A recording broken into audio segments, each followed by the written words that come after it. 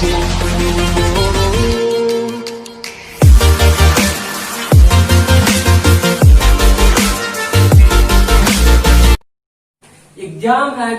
में आपका स्वागत है। आज हम लोग आधुनिक भारत का 8वां वीडियो लेकर आए हैं, जिसमें हम लोग सिख धर्म संप्रदाय के बारे में विस्तार से चर्चा करेंगे।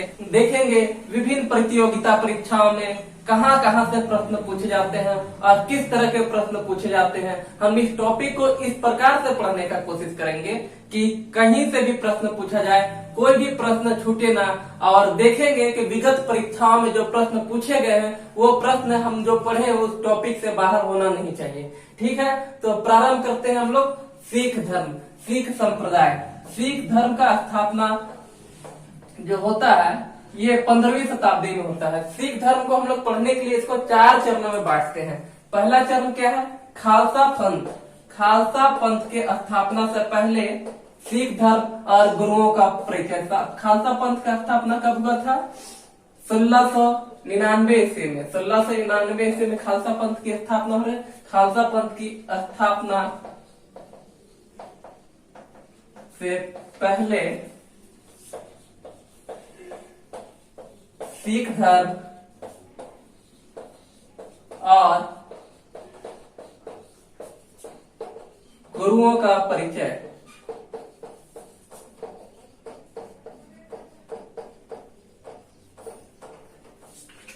मतलब 15वीं शताब्दी में जब सिख धर्म का स्थापना हो रहा है, सिख धर्म के संस्थापक गुरु नानक हैं। इन्होंने सिख धर्म की 15वीं शताब्दी में स्थापना की। तो 15वीं शताब्दी से लेकर 1699 मतलब 17वीं शताब्दी के अंत तक हम सिख धर्म को देखेंगे पहले चरण में, और जिसमें 10 गुरु हुए थे, सिखों के 10 गुरु हुए थे, उन 10 गुरु के बारे में हम लोग विस्तार से चर्चा करेंगे। खालसा पंथ के स्थापना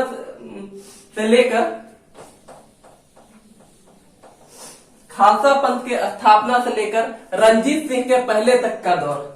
खालसा पंथ के स्थापना से लेकर के, खालसा पंथ का स्थापना जो हो रहा है 1699, खालसा पंथ की स्थापना से लेकर के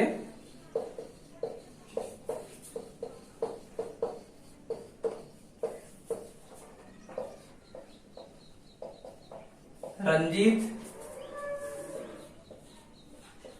सिंह के पहले का दौर। रंजीत सिंह का दौर कब से प्रारंभ होता है? 1792 ईस्वी में रंजीत सिंह का दौर प्रारंभ होता है। तो 1699 से लेकर के 1792 ईस्वी तक खालसा पंथ का स्थापना हो रहा है। 1699 पहला चरण में हम लोग देखेंगे 15वीं शताब्दी में जब सिख धर्म का स्थापना हुआ, वहां से लेकर के 1699 ईस्वी जो खालसा पंथ का स्थापना होता है, वहां तक के दौर का पीरियड को हम लोग पढ़ेंगे। दूसरे चरण में हम लोग क्या देखेंगे? खालसा पंथ जो 1699 में स्थापना हुआ, उससे वहां से लेकर के रंजीत सिंह के पहले का दौर। रंजीत सिंह का दौर कब से प्रारंभ हो रहा है? 1792 ईस्वी में। तीसरे चरण में हम लोग देखेंगे रंजीत सिंह का दौर।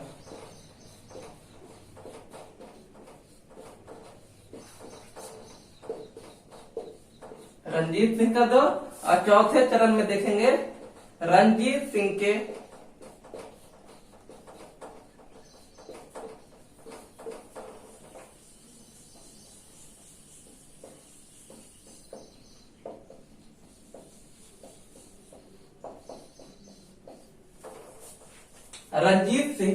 मृत्यु के बाद का दौर। तो पहला चरण में हम लोग क्या देख रहे हैं? खालसा पंथ का स्थापना। खालसा पंथ का स्थापना कितना हो रहा है? 1699 ईस्वी में। सिख धर्म का स्थापना कब हो रहा है? 15वीं शताब्दी में। सिख धर्म का स्थापना हो रहा है 15वीं सदी में हो रहा है। 15वीं सदी में हो रहा है। इसके संस्थापक कौन है? गुरु नानक। सिखों के पहले गुरु थे गुरु नानक। इनका पीरियड है 1469 से लेकर 1538-39 ईस्वी तक। यहाँ तक का इनका पीरियड है जो सिख धर्म के संस्थापक है। तो पहला चरण में हम लोग देखेंगे खालसा पंथ की स्थापना से पहले सिख धर्म और गुरुओं का परिचय। दूसरे चरण में हम लोग देखेंगे खालसा पंथ की स्थापना से लेकर रंजीत सिंह के पहले का दौर। रंजीत सिंह का दौर 1792 में प्रारंभ हो रहा है। खालसा पंथ का स्थापना हो रहा है 1699 ईस्वी में। मतलब 1699 से लेकर 1792 तक का दौर तीसरे चरण में हम देखेंगे रंजीत सिंह का दौर, और चौथे चरण में हम लोग देखेंगे रंजीत सिंह के मृत्यु के बाद सिख धर्म की स्थिति क्या थी उस पर पढ़ेंगे। तो हम लोग पहला चरण की ओर जाते हैं, खालसा पंथ की स्थापना और गुरुओं का परिचय। खालसा पंथ की स्थापना से पहले सिख धर्म और गुरुओं का परिचय। तो सिख धर्म में 10 गुरु हुए थे। पहले जो गुरु हुए थे उनका नाम था गुरु नानक। पहले गुरु कौन थे सिख धर्म के? पहले नंबर में है गुरु नानक। इनका पीरियड क्या है? 1469 से लेके 1538-39 तक का। ठीक है। जो गुरु नानक एक कहिए खत्री परिवार से थे। इनका जन्म हुआ था सिंध वाला एरिया में, सिंध के गुरु नानक साहिब में तलवंडी नामक स्थान पे हुआ था। तो इनका जन्म कहाँ होता है? तलवंडी में हो रहा है। इनके पिता का नाम था कल्याण दास। कल्याण दास या उर्फ कालो जी भी लोग कहते थे। कालो जी के नाम से भी ये फेमस थे इनके पिता। माता का नाम क्या है? माता का नाम है तृप्ता। ये सब काफी महत्वपूर्ण है। इनका बायोग्राफी है, ऑटोग्राफी जो है ये परीक्षाओं में पूछे जाते हैं कि रंजीत सिंह के माता का क्या नाम था, रंजीत सिंह के पिता का क्या नाम था, इनका जन्म कहाँ हुआ था, इनकी पत्नी का नाम, ये भी महत्वपूर्ण है, पूछा जाता है। सुलक्षणी है, सुलक्षणी था इनकी पत्नी का नाम। और इनके जो शिष्य थे लहना, जो बाद में सिखों के दूसरे गुरु बनेंगे, गुरु अंगद देव के नाम से जाने जाएंगे। अंगद देव के नाम से जाने जाते हैं। प्यार से इन्हें गुरु नानक लहना बुलाते थे। अच्छा, गुरु नानक के जो शिष्य हुए, गुरु नानक के जो शिष्य हुए यही सिख कहलाए। इससे पहले सिख धर्म में सिख नहीं थे। सिख का प्रारंभ क्या हो रहा है? गुरु नानक के जो गुरु शिष्य हुए, वो जितने भी शिष्य हुए वे सिख कहलाए। वहां से ही सिखों का प्रारंभ होता है। तो गुरु नानक के पहले जो शिष्य कौन थे? लहना। जो गुरुओं के दूसरे गुरु हुए, सिखों के दूसरे गुरु हुए गुरु अंगद देव। ठीक है। अच्छा, इनका जन्म हुआ था तलवंडी में। इनके पिता का नाम था कल्याण दास और कालू जी, माता का नाम था तृप्ता, पत्नी का नाम था सुलक्षणी। अच्छा, आप लोग देखेंगे कि गुरुद्वारा में लंगर चलाया जाता है। यही लंगर व्यवस्था का जो प्रारंभ किया था वो गुरु नानक ने ही प्रारंभ किया था। उसी दौर से लंगर व्यवस्था चली आ रही है जिसका प्रारंभ गुरु नानक ने किया था। इसके बहुत सारे समकालीन शासक हुए, इसको आप लोग नोट कर लीजिएगा अच्छे से। इसके समकालीन बहुत सारे शासक हुए, उसके बारे में देखेंगे। इनके समकालीन तो बहुत सारे शासक थे, लेकिन जो महत्वपूर्ण थे उसके बारे में हम लोग पढ़ेंगे। और एग्जामिनर कहाँ से प्रश्न पूछता है उसके हिसाब से देखेंगे। तो उस समय लोधी वंश का शासक था भारत में। लोधी वंश का शासक था। लोधी वंश में बहलोल लोधी इनके समकालीन थे। सिकंदर लोधी,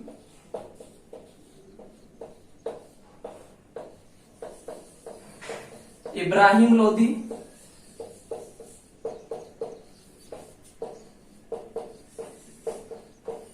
गुलाम वंश में आपका आ जाइए तो उसके गुलाम वंश आ गया था। गुलाम वंश के बाबर थे, हुमायूं थे। ये सभी गुरु नानक के समकालीन थे। ये जो शासक देख रहे हैं सब काफी महत्वपूर्ण शासक है। ये सभी शासक जो है, ये प्रश्न पूछा जाता है कि गुरु नानक के समकालीन कौन। तो ये सारे जो शासक आप देख रहे हैं ये समकालीन है किसके? गुरु नानक। गुरु नानक के समकालीन है। परीक्षा में ये सब प्रश्न पूछे जाता है कि गुरु नानक के समकालीन कौन थे। 4 ऑप्शन दे देगा, उसमें कोई बहलोल लोधी रहेगा, सिकंदर लोधी रहेगा, इब्राहिम लोधी रहेगा, बाबर होगा, हुमायूं होगा। तो यही से होता है। अब हम लोग देखेंगे सिख के दूसरे गुरु। दूसरे गुरु कौन थे? अंगद देव। गुरु अंगद देव हैं।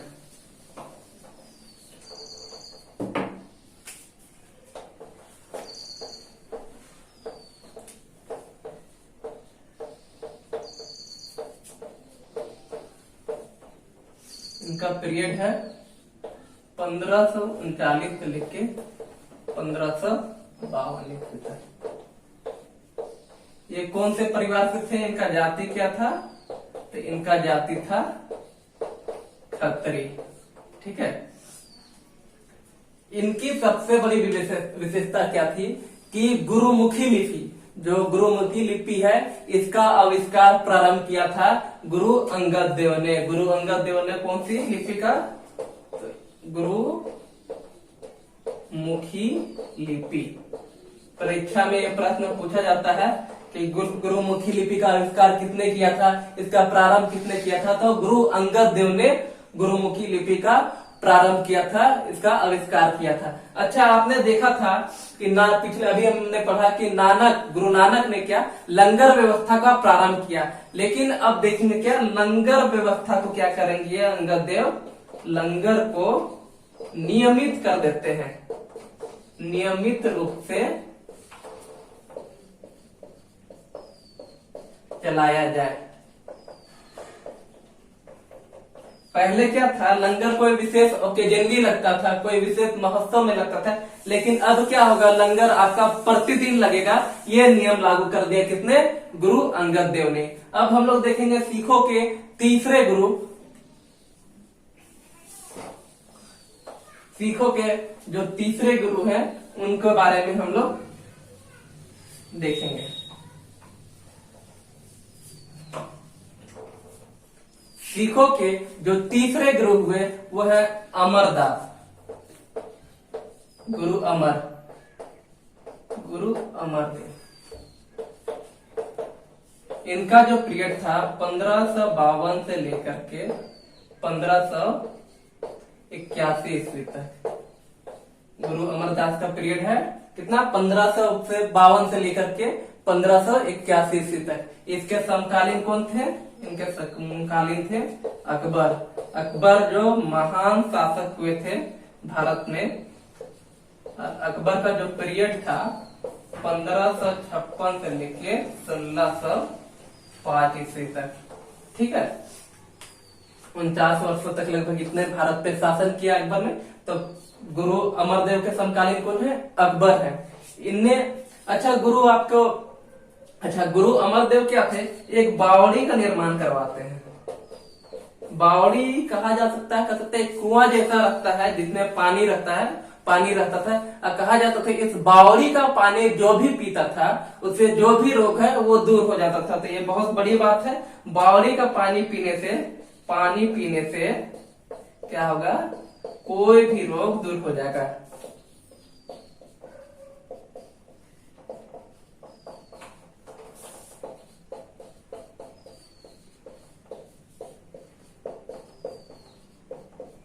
बावड़ी का पानी पीने से क्या होता है, कोई भी रोग दूर हो जाएगा। इनके शिष्य थे, इनका शिष्य का नाम था, क्या था, गुरु रामदास। अमरदास होगा, गुरु रामदास थे। और जो ये शिष्य थे उनके, ये शिष्य क्या थे, उनके दामाद भी थे। गुरु रामदास जो थे गुरु अमरदास के दामाद भी थे। ठीक है, अब हम लोग पढ़ेंगे सिखों के चौथे गुरु के बारे में। चौथा गुरु कौन होंगे, गुरु रामदास। ठीक है,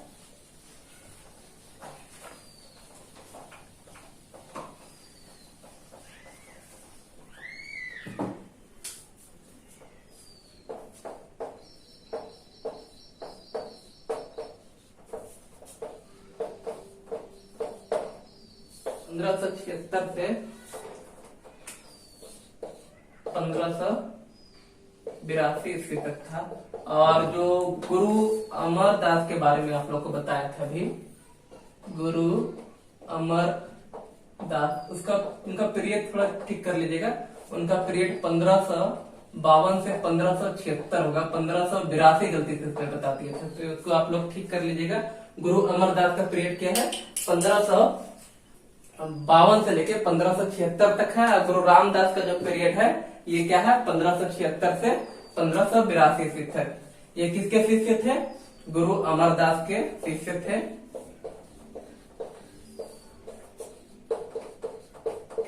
शिष्य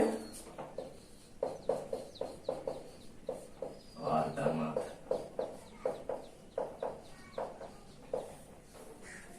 गुरु रामदास के कौन थे? ये गुरु अमरदास के शिष्य थे और उनके दामाद थे। अब यहाँ से क्या करेंगे, गुरु रामदास जो थे ये क्या करेंगे, जो गुरु का पद है, गुरु का पद को क्या कर देंगे, ये आनुवांशिक कर देंगे, पैतृक कर देंगे। अब जो गुरु बनेगा, गुरु का बेटा ही गुरु बनेगा। पहले कोई भी शिष्य होता था तो उसे गुरु बना देते थे, लेकिन अब जो गुरु बनेगा वो कौन बनेगा, गुरु का बेटा ही बनेगा। मतलब ये गुरु का पद पैतृक कर दिए।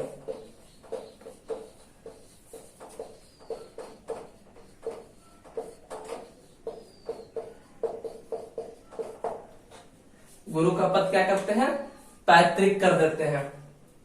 अगले गुरु जो आएंगे, अब इनका कौन होगा, बेटा होगा। गुरु रामदास का बेटा होंगे और उनका नाम है गुरु अर्जुन देव। सिखों के जो 5वें गुरु हुए उनका नाम था गुरु अर्जुन देव। गुरु अर्जुन देव ये क्या थे, गुरु अर्जुन देव को सच्चा बादशाह के नाम से भी जाना जाता है। फेमस है, यह प्रश्न पूछा है कई बार परीक्षाओं में, और पूछता है कि सच्चा बादशाह के नाम से कौन जाना जाता है, तो गुरु अर्जुन देव है वो सच्चा बादशाह के नाम से जाने जाते थे। गुरु अर्जुन देव को ये भी क्या थे, अकबर के समकालीन थे। ये भी अकबर के समकालीन थे। इन्होंने क्या करता है, अमृतसर में क्या करेंगे, 1589 ईस्वी में अमृतसर में श्री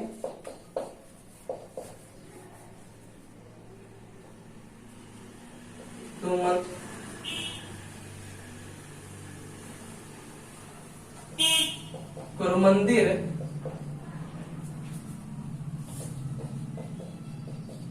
साहिब का निर्माण करवाया।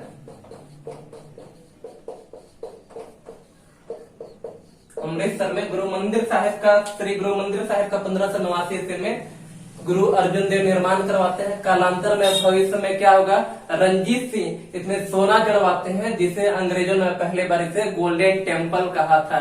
तो गोल्डन टेम्पल जो मंदिर हम अमृतसर में फेमस है, इसको बनवाया था किसने, गुरु अर्जुन देव में। और उसमें सोना किसने जड़वाया था, तो उसमें रंजीत सिंह ने सोना जड़वाने का काम किया था, जिसे अंग्रेजों ने गोल्डन टेम्पल के नाम से पुकारा था। तो गोल्डन टेम्पल किसे कहा जाता है वो आप लोग समझ गए होंगे।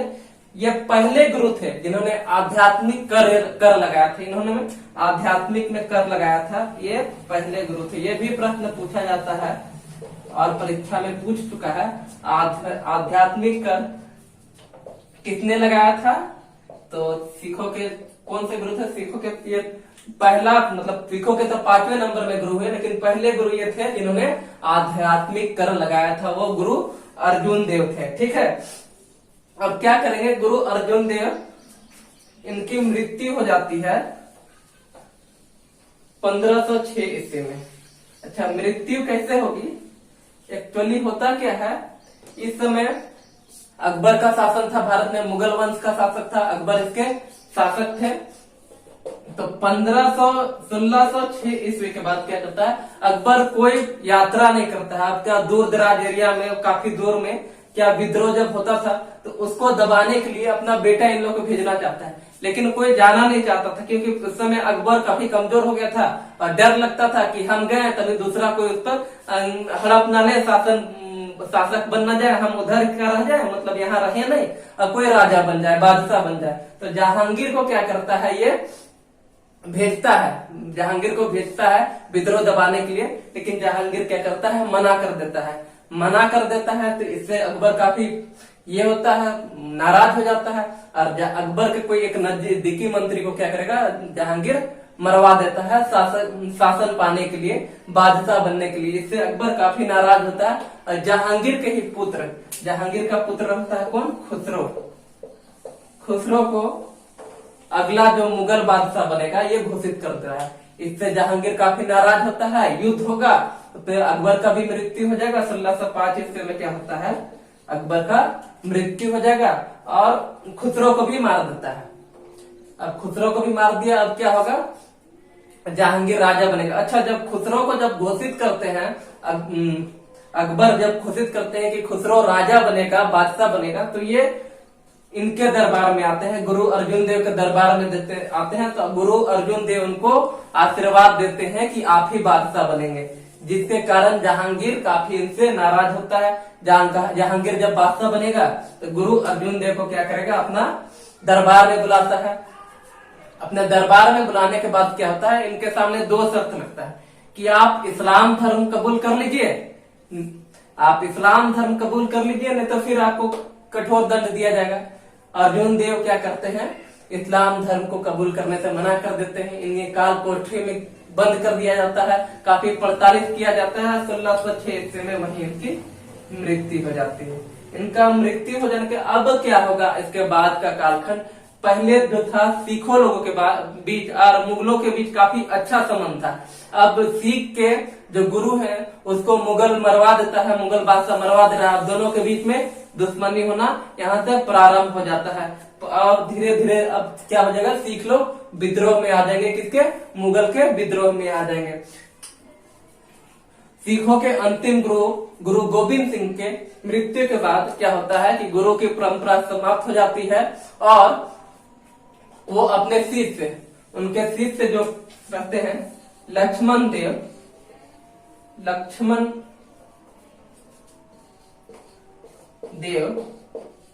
जो बंदा बहादुर के नाम से फेमस है, बंदा बहादुर के नाम से लक्ष्मण देव फेमस है। ये सिखों के नेता होते हैं और आगे नेतृत्व करते हैं और वहीं से लड़ाई चलाते हैं। यहाँ तक आज के वीडियो में हम लोग यहीं तक देखेंगे। नेक्स्ट वीडियो में हम लोग गुरु के छठे गुरु से लेके 10वां गुरु तक देखेंगे। और जो हम लोग 4 चरण में देखे थे सिख धर्म को, पहला चरण था खालसा पंथ के स्थापना से पहले जो सिखों का दौर और गुरुओं का परिचय, और दूसरे चरण में था खालसा पंथ के स्थापना से लेके मतलब 1699 ईस्वी से लेके रंजीत सिंह के पहले का दौर। तो रंजीत सिंह का दौर जो 1792 में शुरू होता है, मतलब 1699 से लेकर 1792 तक का भी कालखंड हम लोग अगले वीडियो में देखेंगे। धन्यवाद।